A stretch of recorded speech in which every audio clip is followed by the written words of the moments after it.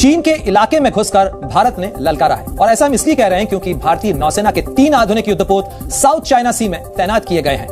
और ये तीनों युद्धपोत इस समय उस इलाके में हैं जिसे साउथ चाइना सी कहा जाता है और जहां अक्सर चीन ने जबरन कई द्वीपों पर कब्जा किया है। चाइना के लिए ये कोई अच्छी खबर नहीं, बहुत बुरी खबर है, जबकि इंडिया के लिए ये बहुत ही अच्छी खबर है। इससे पता ही चलता है कि इंडिया का इन्फ्लुएंस दुनिया में किस तरीके से बढ़ रहा है कि इंडियंस क्या कर रहे हैं, किस तरह ताल्लुक को ट्रांसफॉर्म कर रहे हैं। ठीक है जी, अमेरिका और जो इंडिया है वो मेजर डिफेंस पार्टनरशिप में चले गए हैं। ये बात ठीक है कि वो the target is China.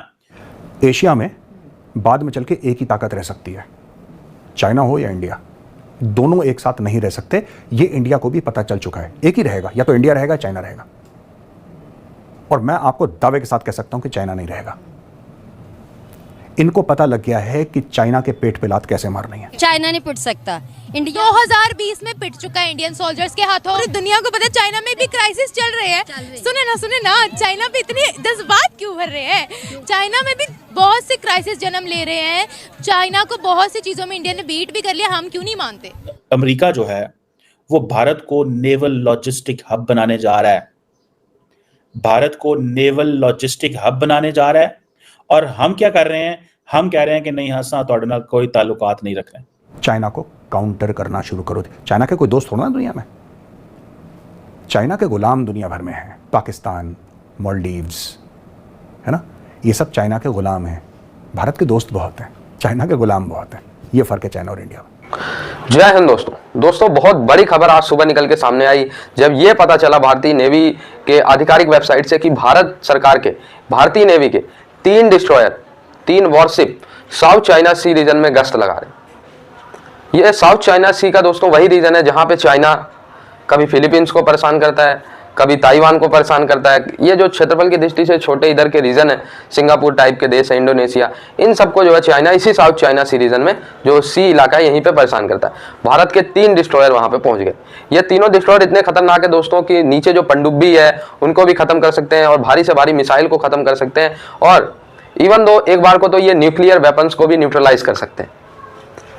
Nuclear जो मिसाइल आती है उसको भी हवा में ही न्यूट्रलाइज कर सकते हैं। ये जो 3 डिस्ट्रॉयर है भारत के, ठीक है। तो चाइना इसको लेकर काफी भड़का हुआ है। चाइना कह रहा है यहाँ पे भारत के डिस्ट्रॉयर आने का कोई सेंस नहीं है, ठीक है। जबकि दोस्तों ये इंटरनेशनल वाटर बॉडीज है, यहाँ पे किसी भी देश के कोई भी शिप्स जो है आ जा सकते हैं, ठीक है। रुक नहीं सकते, स्टे नहीं कर सकते, बट आ जा सकते हैं।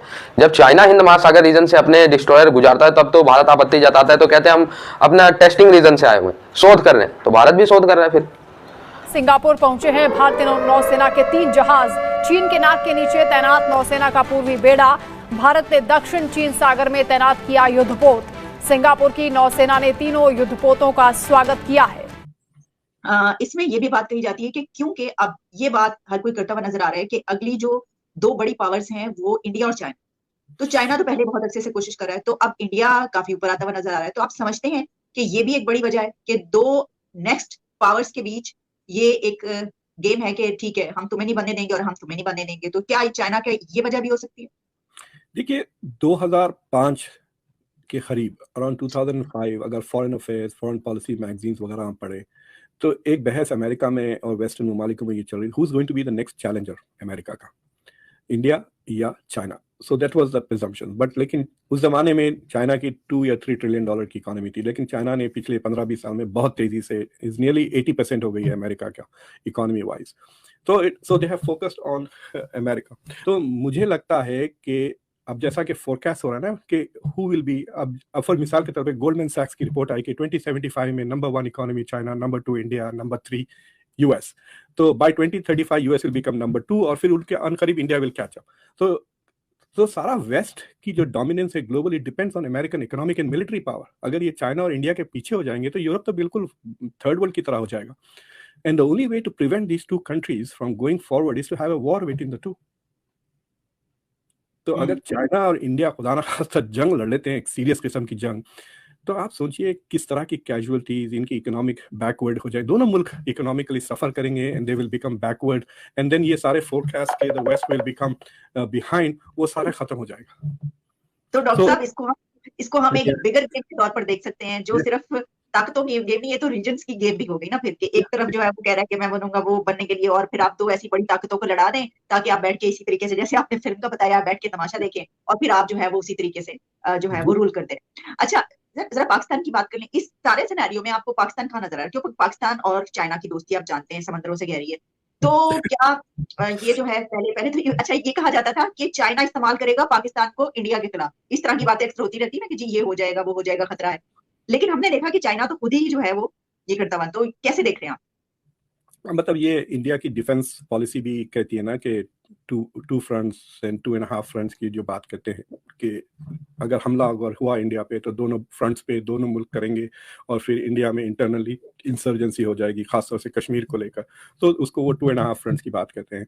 देखिए ये 2 फ्रंट्स वॉर कोऑर्डिनेशन, मतलब क्या इतनी कैपेबिलिटीज है, कोऑर्डिनेशन है, और आई एम नॉट श्योर कि Pakistan is in a position to have a war with India और एनीबडी एल्स। अगर आप डिफॉल्ट से बच जाते हैं आइंदा 2 महीने में तो it will be a major achievement. ये नरेंद्र मोदी सितंबर में समरकंद में ही was in the same room with Xi Jinping, फिर उसके 2 महीने बाद वो बाली में, वहाँ पे तो मुलाकात भी हुई, हाथ भी मिलाए, बड़े हंस के बात भी की इन्होंने। So there have been so many opportunities to raise this issue and settle this. ये दोनों मुल्क को चाहिए कि they appoint a joint commission of ex-military officers who just sit down and draw the PLA. China analyst का कहना है कि China wants the border to remain ambiguous. तो अगर क्लैरिटी नहीं है, कोई इंटरनेशनल अंडरस्टैंडिंग नहीं है कि बॉर्डर नहीं है, तो China can keep encroaching and taking territory. तो आप चाइना मुसलसल फैल रहा है धीरे धीरे, वो हर बॉर्डर पे इस तरह की हरकतें करता है, वो एक दो मील रोज खाने के चक्कर में है। तो इंडिया के वो लाइन ड्रॉ कर दें और इंटरनेशनली यूएन में कहीं वो नक्शा बिठा दें कि देखिए ये एक्चुअल लाइन ऑफ कंट्रोल है, बस इसके आगे आप नहीं आ सकते। So that there will be, China tries its best to not violate international law. So अगर ये एग्रीमेंट हो जाता है तो आई थिंक वो एंक्रोचमेंट खत्म हो जाएंगे। कि partnership, we have to deepen the partnership. हर चीज बंदा यही सोच रहा है, क्योंकि उनके पास जो इतना बड़ा ओशन है, इंडियन ओशन, उससे वो फायदा उठा रहे हैं। और हमने वो ओशन में, जारी बात है, एक बना के ग्वादर में चाइनीज इन्वेस्टमेंट कराई, उसको इतना पोलिटिसाइज किया कि सारे के सारे बंदे जो है ना वो ठीक है। अब वो कहते हैं जी कि हाँ हम आपको ग्लोबल साउथ का लीडर भी बनाएंगे। वो इंडिया को सीधा सीधा रोल दे रहे हैं ग्लोबल साउथ का, इससे पहले कि चाइनीज जो है वो रोल ले लें, हम जो है वो इंडिया को वो रोल देंगे। ये है वो चीज, इससे पहले कि वो रोल चाइनीज ले लें, हम इंडिया को वो रोल देंगे। सो वो रोल इंडिया को दे रहे हैं। उन्होंने पूरे का पूरा जो रिलेशनशिप है वेस्ट के साथ वो चेंज कर लिया। आज देखें कि वो क्या है, आज वो इंडिया को नेवल लॉजिस्टिक हब बना रहे हैं। और हम क्या कह रहे हैं, मैं नेवल लॉजिस्टिक हब की कोई नई स्टोरी नहीं है, ये कोई नई स्टोरी नहीं है, ये पिछले साल से चीजें चल रही हैं। लेकिन मैं आपको सिर्फ ये बताना चाहता हूं कि आप कह रहे हैं हमने अड्डे नहीं देने, वो कहते हैं जी ठीक है डोंट वरी, अड्डे ना दें हमें हम एक नेवल लॉजिस्टिक हब बना दें। आप अड्डे वो नेवल लॉजिस्टिक हब क्या होता है? अड्डे ही होते हैं, और क्या होता है? वो अड्डे ही होते हैं। तो दोस्तों, चाइना को तो भारत हर हाल में काउंटर करने को देख रहा है। एटलीस्ट जब से ये करंट नरेंद्र मोदी जी की गवर्नमेंट आई है, उन्होंने एटलीस्ट ये पॉलिसी तो अपनाई है, भाई चाइना को छोड़ना नहीं। अगर चाइना हमारे पीछे पड़ा हुआ है तो हम चाइना के पीछे पड़ेंगे, ठीक है। और शांत रह के अगर भीगी बिल्ली बन के बैठे रहेंगे तो उससे कोई काम चलने वाला नहीं, ठीक है। चाइना ने हमारे पड़ोसियों को, मैं बार बार अपने अधिकतर वीडियो में कहता हूँ, चाइना ने हमारे पड़ोसियों को फीड कराया। नेपाल, बांग्लादेश, श्रीलंका, मालदीव, पाकिस्तान, ठीक है, इन सबको फीड कराया। एक तरीके से भारत के खिलाफ चैन बना दी, और ये चैन और मजबूत होती जाती अगर प्रधानमंत्री नरेंद्र मोदी जी की गवर्नमेंट इस पर स्ट्रिक्ट एक्शन नहीं लेती। स्ट्रिक्ट एक्शन लेते ही बांग्लादेश में न्यूट्रलाइज किया गया। हालांकि बांग्लादेश में काफी हद तक चाइना अपनी पकड़ बना चुका है, पूर्णतः बांग्लादेश में न्यूट्रलाइज नहीं कर पाए। अगर यही कदम 2010 में या उससे पहले गवर्नमेंट उठाती तो बांग्लादेश में भी शायद चाइना के फुटप्रिंट को न्यूट्रलाइज किया जा सकता था। इसके बाद फिर नेपाल में भी चाइना ने इतनी पकड़ बना ली कि अब नेपाल से भी चाइना को निकालना लगभग मुश्किल है, नामुमकिन नहीं लेकिन मुश्किल है। इसके बदले में भारत ने क्या किया कि अब चाइना के पड़ोसियों को जो है भारत अपने साथ मिला रहा है, जैसे फिलीपींस, जैसे ताइवान, जैसे जापान, तुम हमारे पड़ोसियों को हमारे खिलाफ उकसाओ तो हम तुम्हारे पड़ोसियों के साथ। ठीक है, टिट फॉर टैट वाली बात। ठीक है, इन्होंने श्रीलंका में द्वीप बनाया तो फिर हमने म्यांमार में द्वीप बना लिया। ठीक है, इन्होंने पाकिस्तान में द्वीप बनाया तो हमने ईरान में द्वीप बना लिया, हमने ओमान में द्वीप बना लिया, हमने इसके बाद मॉरिशस में भी द्वीप बना लिया, अपना पोर्ट भी कह सकते हैं इसे, नेवल बेस भी कह सकते हैं। ठीक है, तो ओवरऑल कहीं ना कहीं चाइना को न्यूट्रलाइज करने की पॉलिसी नरेंद्र मोदी जी की काफी हद तक सक्सेस रहा। हमारे पड़ोसी चाइना के साथ हो गए तो चाइना के पड़ोसी हमारे साथ हो गए, टिट फॉर टैट हो गया।